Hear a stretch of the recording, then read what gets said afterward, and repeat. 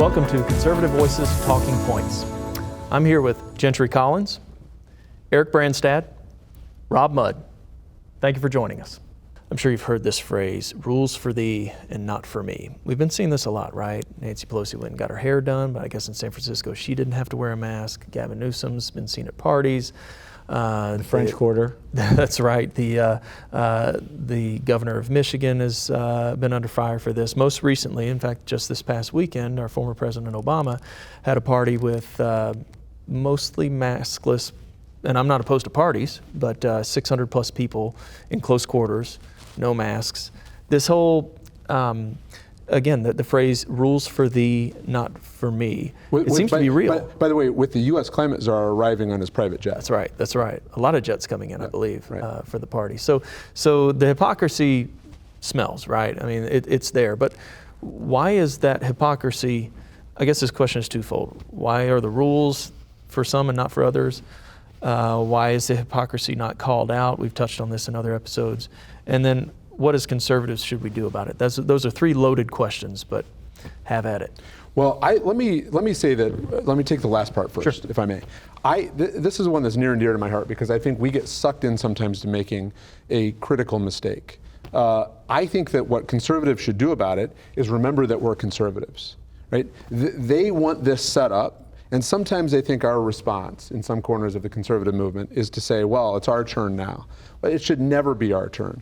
We have never been the people that want to politically and artificially put rules on the free market, on your ability to govern your life. So I don't think that we ought to, when we have a majority back, and we will very shortly, when we have a majority back, I don't think we should govern out of vengeance. I think we should rather govern based on principles that actually lift people up, and those are our principles. Mm-hmm. The idea that maybe we shouldn't have so many of those rules in the first place, number one. Number two, the idea that if you're going to pass a law, then you damn well better be ready to live by it, right? That what sets us apart in all of human history, in significant portion, is that we are governed by the rule of law and not by the rule of men.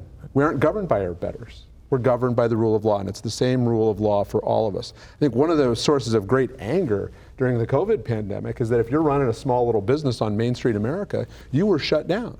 And oh, by the way, you ought to be grateful that we gave you a couple rounds of PPP, right, was the attitude. And yet, there was not a single day during the pandemic, not one, that we couldn't walk into a Walmart, we couldn't walk into a Target, right. We couldn't order something from Amazon and have it delivered right to our door. Not a single day, right? And so that one set of rules for you and another set for me is something that we all know has to stop.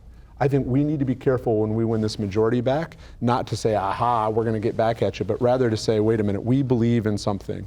We believe in something that has advanced the cause of bettering the human condition in a way that no other set of governing ideas ever has. I think we need to have fidelity to those principles when we win I this think the majority. progressives believe in something too, and they believe in anarchy, right?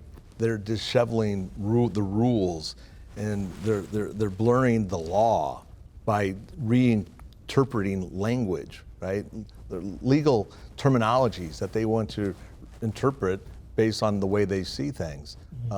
That's dangerous. They want to control your life. Right, they want to, and that's their plan. That's the plan, and no one talks about it. You talk about what our plan should be. This is their plan, to upset America as we know it, and usher in communism, Marxism, and people don't talk about it, but the comparisons are very easily made between the Bolshevik Revolution, the intelligentsia,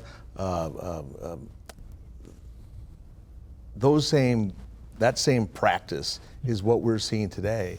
And they say it themselves, Rob. I agree with you totally. But they call themselves democratic socialists. Number one, so some of their leading advocacy organizations openly declare themselves to be Marxist. Right? We're not calling them names. That's what they call themselves. Right. The bourgeoisie. What are those? Elite liberals. Right. That's what they are. And the intelligentsia. That's our universities and our education system. That's what it is. So, history repeats itself, and it's doing it in living color right now. They want to control your lives, right? They want power, is what they want. Yep. Okay, so rules for you, but not for me. that comes from somebody who wants to exert control over your life, right? Yep. My argument is, And they know what they're doing. My argument isn't that we don't need to push back on that aggressively. We need to fight like hell to save our country.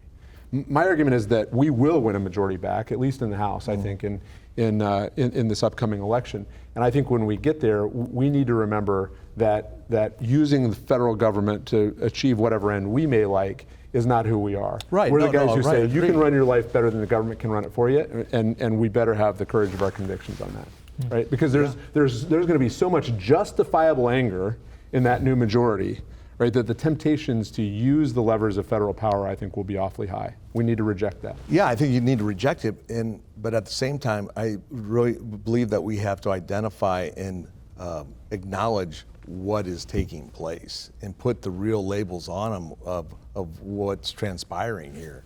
And it is anarchy. Well, we can see that with the Obama birthday party, to get back to that. So of course, I couldn't wait to look at the pictures from the party that the DJ put out. You didn't get your invite? And I didn't get my invite, but I also thought it was so crazy last week how, they're cutting it back so much for the Delta variant but all the reports that I saw, it didn't look like there was any cuts at all. In fact, probably many additions.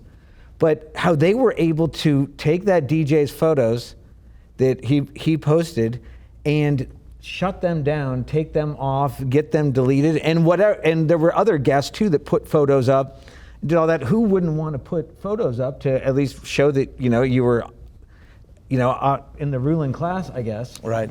But in the free pass that they got from every media, being a Trumper like I am, and having worked for the administration and for the campaign,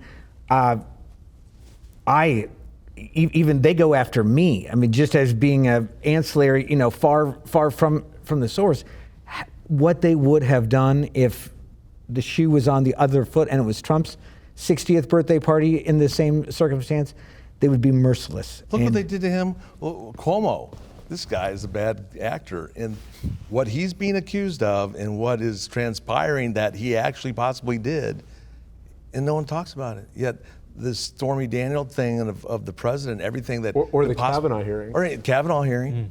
And so what happens next? And I'm actually truly curious in this. Okay, you have me, a 20-year Today Show veteran watcher who doesn't watch it anymore at all. And I love it when the president, President Trump sends out the CNN numbers and how far they have slumped and dipped. With all of these mainstream medias that have become this woke, government propaganda, you see all of them tanking. So where do we go from here? I mean, I hope our show is the next Today Show. it speaks and we're doing the Olympics here in about 4 years. Well, and Gentry talked about this.